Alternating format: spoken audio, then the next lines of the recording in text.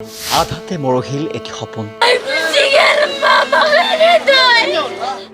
কালৰ বুকুত বৰ বিষ হৈ ৰ'ল এ বহাগৰ দুখ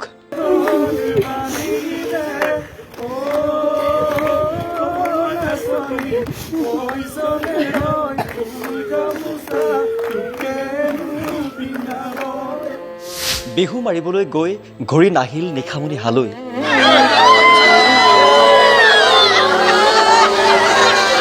নলবাৰীৰ আকাশত আজি মেঘ নাই তথাপি যেন চৌদিশে এক গধুৰ বিষণ্ণতা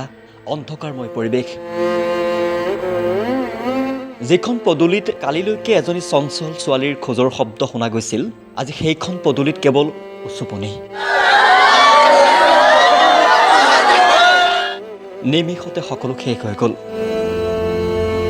নিয়তিৰ এক নিষ্ঠুৰ পৰিহাসে কাহিনীলে এটি উদীয়মান প্ৰাণ তাই আছিল ঘৰখনৰ পোহৰ মাক দেউতাকৰ সাহস বহুত আশা কৰিছিল নিশাৰ পঢ়া শুনালৈ হয়তো তাইৰো মন আছিল আকাশ চুব খোজাৰ হেঁপাহ কিন্তু এক মৰ্মান্তিক দুৰ্ঘটনাই সকলো স্তব্ধ কৰি দিলে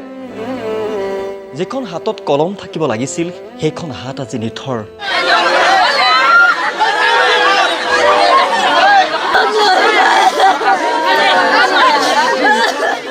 মা কৰি আৰ্তনাদ সহিবলৈ কাৰো শক্তি নাই উভতি আহ না মাজনী এই চিঞৰে যেন বতাহকো কঁপাই তুলিছে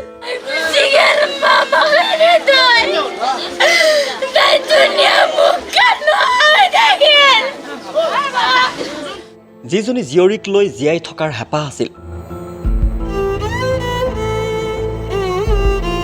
সেইজনী জীয়েকৰ নিথৰ দেহটো চাব লগা হোৱাতকৈ ডাঙৰ দুৰ্ভাগ্য এজনী মাতৃৰ বাবে কিবা হ'ব পাৰেনে এৰি থৈ গ'ল কেৱল কিছুমান নজ্বলা চাকি আৰু বুকুত বাজি থকা একো একোটা প্ৰশ্ন কাৰ ভুলৰ বাবে বলি হ'ল এই কণমানিজনী নে এয়া কেৱল কপালৰ লিখন নলবাৰীৰ বতাহত এতিয়াও ভাহি আছে তাইৰ সেই চিনাকি হাঁহিটো